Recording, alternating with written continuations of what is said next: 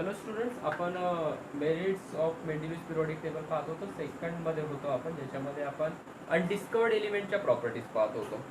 तर इथे आपल्याला थर्ड प्रॉपर्टी आपली राहिली होती, नेचर ऑफ ऑक्साईड.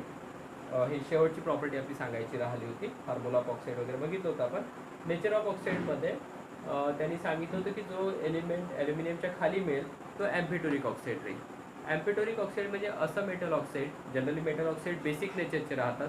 ठीक आहे, मेटल ऑक्साईड फॉर्म होतात त्यांचे आणि बेसिक नेचरचे राहतात, म्हणजे ते ॲसिडसोबत रिॲक्ट करतात, बेससोबत करत नाही.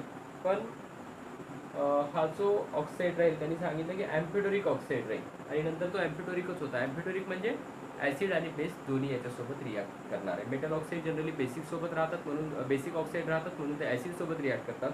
पण zinc oxide, aluminium oxide, gallium oxide हे ॲसिडसोबत पण रिॲक्ट करतात आणि बेससोबत पण, म्हणून यांना फक्त बेसिक ऑक्साईड नाही म्हणत, तर ॲम्फिटोरिक ऑक्साईड म्हणतात. बाकी मेटल ऑक्साईड बेसिक ऑक्साईड असतात, कारण ते फक्त ॲसिडसोबत रिॲक्ट करतात. तर हे झालं होतं. आता आपल्याला पाहायचं आहे या व्हिडिओमध्ये थर्ड मेरिट. तर थर्ड मेरिटचं आपण हेडिंग लिहिलेलं आहे ॲडजस्टमेंट ऑफ नोबल गॅसेस. कारण जेव्हा मेंडेलिव्हने पिरियोडिक टेबल बनवला, जेव्हा मेंडेलिव्हने पिरियोडिक टेबल बनवला तेव्हा नोबल गॅसेस म्हणजे जे आपण हेलियम, निऑन, ॲर्गॉन वगैरे म्हणतो, या गॅसेस होत्याच नाही. म्हणजे कोणाला माहीतच नव्हतं की अशा काही गॅसेस आहेत. तर त्यांनी विदाऊट ए गॅसेस पिरियोडिक टेबल बनवला त्याचा. आणि त्याच्यासाठी जागा पण नाही सोडली, कारण कोणालाच माहीत नव्हतं की अशा गॅसेस असतात. There was no place reserve for the noble gases. जसं काही एलिमेंटसाठी ठेवल्या होत्या, पण नोबल गॅसेससाठी काही रिझर्व प्लेस नव्हतं in Mendeleev's original periodic table. However, when the noble gases such as helium, neon, argon were discovered towards the end of 19th century, शेवटी त्याचं पिरियोडिक टेबल बनवून झालं, सर्व झालं.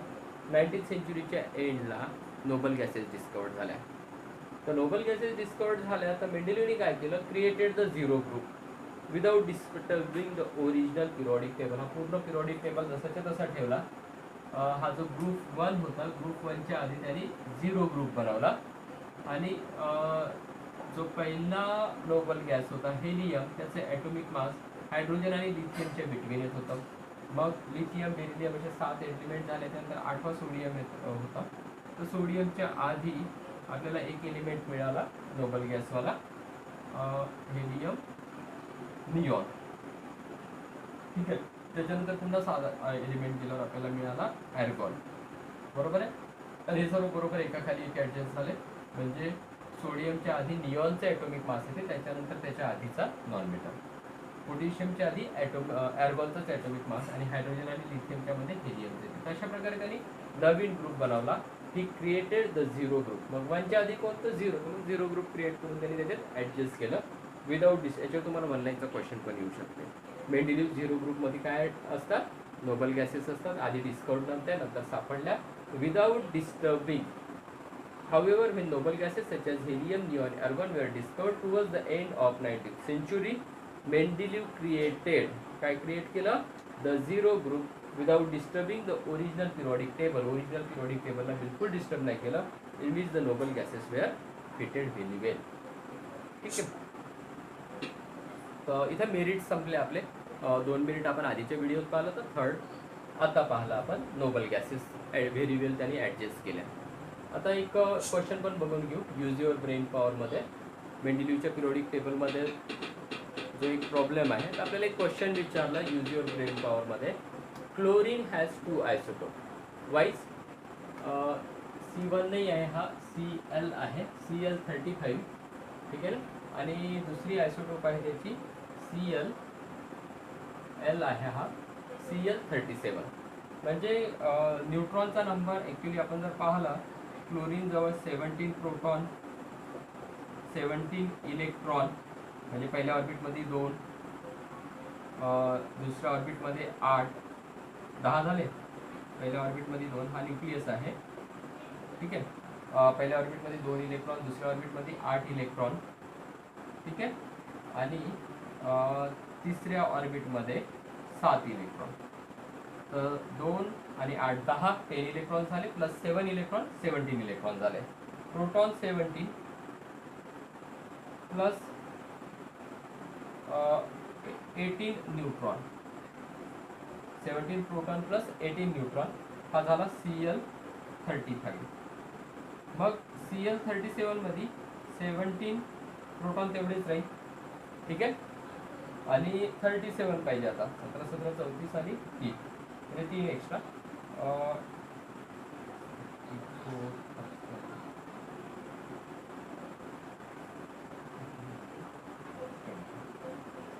20 न्यूट्रॉन, ठीक आहे, याच्यापेक्षा 2 न्यूट्रॉन आणखीन जास्त, हा झाला Cl37. पण याच्याजवळ पण पहिल्या ऑर्बिटमध्ये 2 इलेक्ट्रॉन, दुसऱ्या ऑर्बिटमध्ये 8 इलेक्ट्रॉन आणि तिसऱ्या ऑर्बिटमध्ये 7 इलेक्ट्रॉन, ठीक आहे. हा जो Cl37 आहे याच्याजवळ पण इलेक्ट्रॉन तसेच आहे, 2 8 7, ठीक आहे. Cl35 जवळ पण इलेक्ट्रॉन तसेच आहे, पहिल्या ऑर्बिटमध्ये 2, दुसऱ्या ऑर्बिटमध्ये 8, तिसऱ्या ऑर्बिटमध्ये 7. तर केमिकल रिॲक्शन होताना काय होतं, एक ते इलेक्ट्रॉन देते, नाही ते इलेक्ट्रॉन घेते, हा पण एक इलेक्ट्रॉन घेईल, हा पण एक इलेक्ट्रॉन घेईल, म्हणून दोघांच्या पण केमिकल रिॲक्शन कशी आहे, सेम.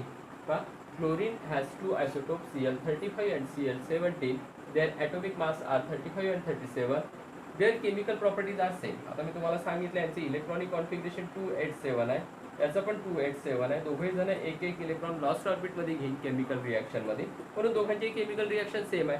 पण याचा मास 35 आणि याचा मास 37, कारण proton plus neutron, proton plus neutron, ठीक आहे.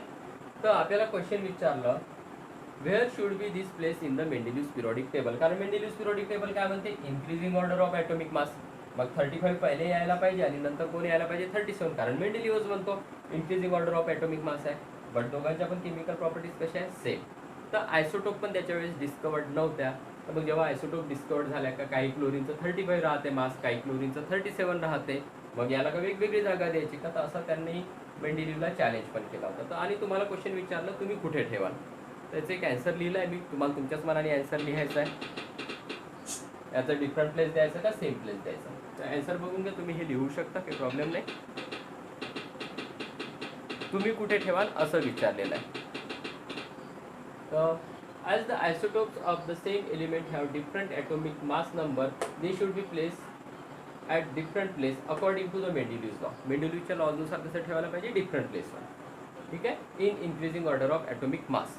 बट आयसोटोपचं काय असते, but isotope of same element have similar chemical properties. Chemical properties खूप महत्त्वाच्या राहतात, ठीक आहे, एक्झॅक्टली सिमिलर केमिकल प्रॉपर्टीज राहते, एक्झॅक्टली, कमी नाही आणि जास्त नाही. हेच we have to place them at the same position, so the position of other elements will also not disturb.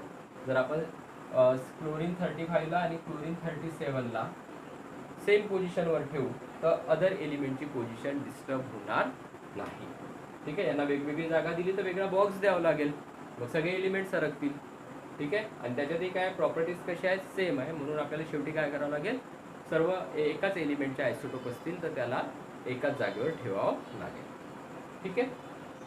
तर हा एक होता तुमचा यूज युअर ब्रेन पॉवरचा क्वेश्चन. नंतर एक पुन्हा मोठा टॉपिक आपल्याला घ्यायचा आहे, डिमेरिट्स ऑफ मेंडेलिव्हज पिरियडिक टेबल, तो आपण नेक्स्ट व्हिडिओमध्ये घेऊ. थँक्यू.